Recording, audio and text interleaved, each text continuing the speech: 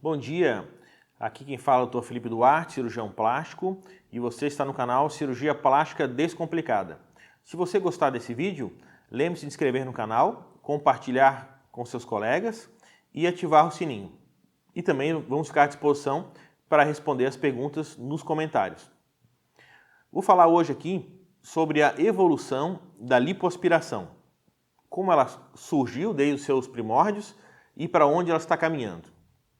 Então, eu lembro que quando eu aprendi a lipoaspiração, ainda no período de residência médica, a maioria das lipoaspirações eram feitas com seringa.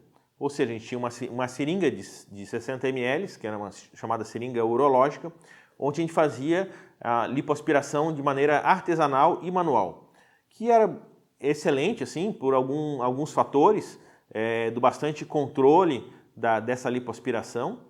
A gente conseguia saber quando parava de sair um conteúdo mais amarelo, que era gordura, para um conteúdo mais vermelho, que era sangue. Tinha os parâmetros para saber exatamente quanto que saía de cada lado, porque a seringa a gente conseguia fazer essa medição.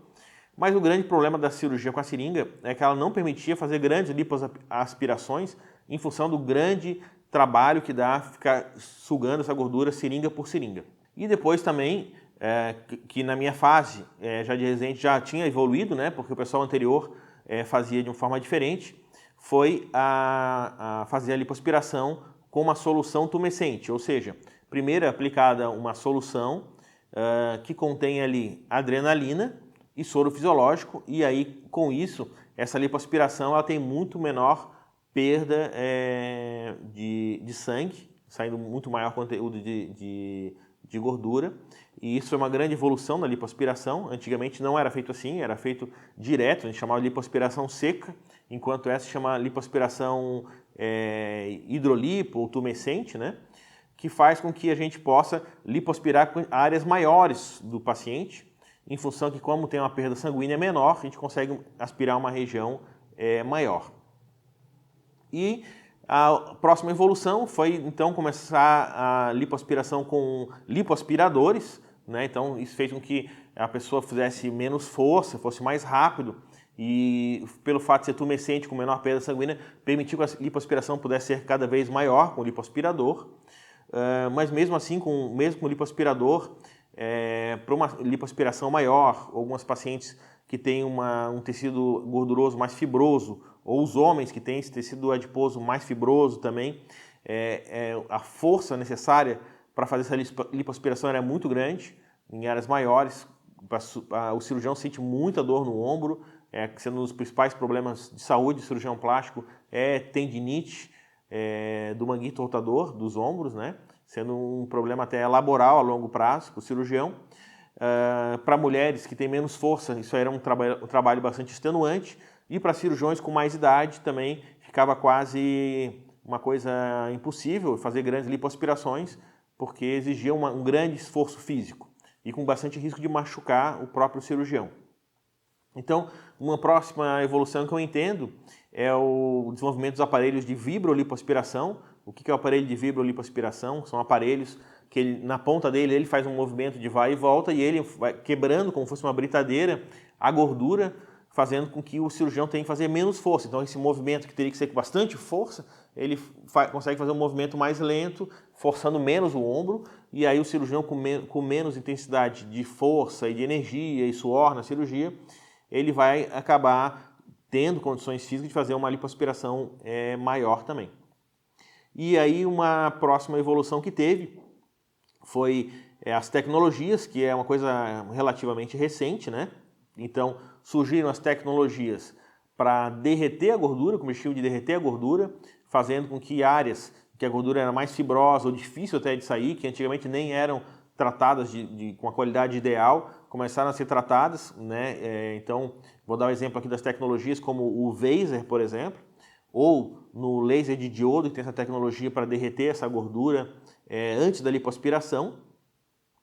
E a segunda tecnologia, que é após a lipoaspiração fazer a retração da pele, fazendo que a pele retraia mais e que não tenha tanta flacidez de pele após uma lipoaspiração, que era algo que acontecia, ou seja, tu tirava esse estufado da pele, que era a gordura, e a tendência é que essa pele ficasse um pouquinho mais flácida mesmo.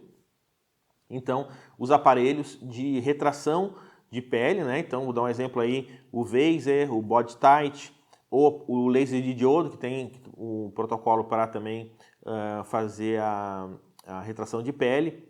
Isso fez com que a lipoaspiração ela mudasse completamente, porque a gente conseguiu então agora fazer uma lipoaspiração maior, em locais mais difíceis de ser lipoaspirados, com uma menor perda sanguínea e até com a retração de pele.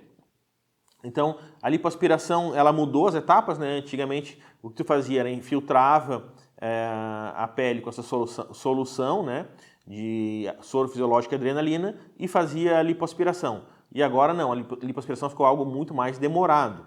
Ou seja, a gente tem que fazer primeiro uma infiltração, depois passar uma tecnologia para derreter essa gordura. Isso pode levar um certo tempo, né? Cada aparelho vai ter um protocolo ali de número de energia aplicada em cada região. Depois vai fazer a lipoaspiração em si, né?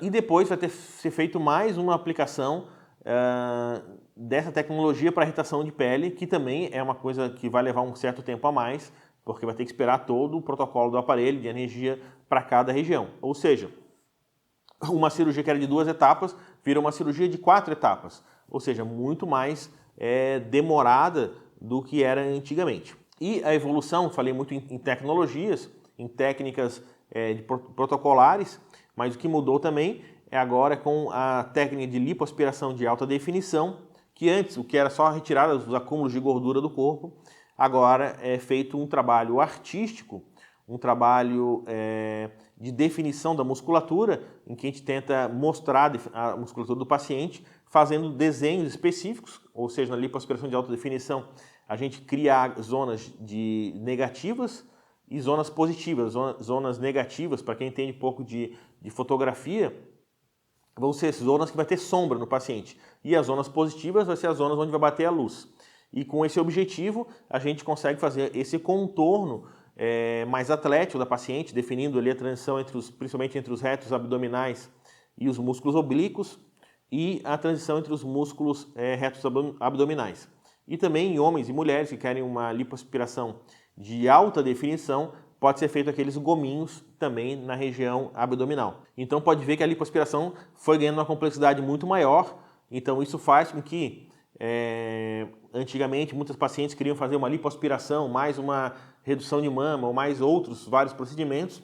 Isso vai ficando um pouquinho mais limitado em função que a lipoaspiração vai ganhando um tempo maior de procedimento, ele vai ficando uma cirurgia mais longa, com mais detalhes, fazendo com que muitas vezes, quando a pessoa quer fazer uma lipoaspiração de alta definição, ela tem que fazer apenas essa lipoaspiração para que esse procedimento englobe todos esses detalhes. O futuro, então, da cirurgia de lipoaspiração será com essas lipoenxertias musculares, que o professor Royos está fazendo publicações, né? Será publicado na revista Plastic Reconstructive Surgery, que é a principal revista da especialidade de cirurgia plástica, e também vai publicar um livro sobre isso. Então tu vê que é uma coisa bem para o futuro ainda, já com prenúncio, né? Em que será feito um artigo só sobre as lipoenxertias da região anterior do corpo, tórax, bíceps, tríceps, deltoide, uma só para a região dorsal, músculos eretores da espinha, músculo grande dorsal, músculo trapézio, e uma só para os membros inferiores, né, com o quadríceps de coxa e os músculos da panturrilha. Então, provavelmente, muitas dessas técnicas, hoje está sendo aberto um funil, né, vai trabalhar sobre várias dessas lipoenxertias, e com o tempo, né, o próprio tempo da prática vai dizer quais áreas teve um risco aceitável, com um resultado excelente, e outras que não. Então, ou seja, aquelas vai pegar e aquelas que não vai pegar na prática geral, e isso aí será o nosso futuro dentro da lipoaspiração.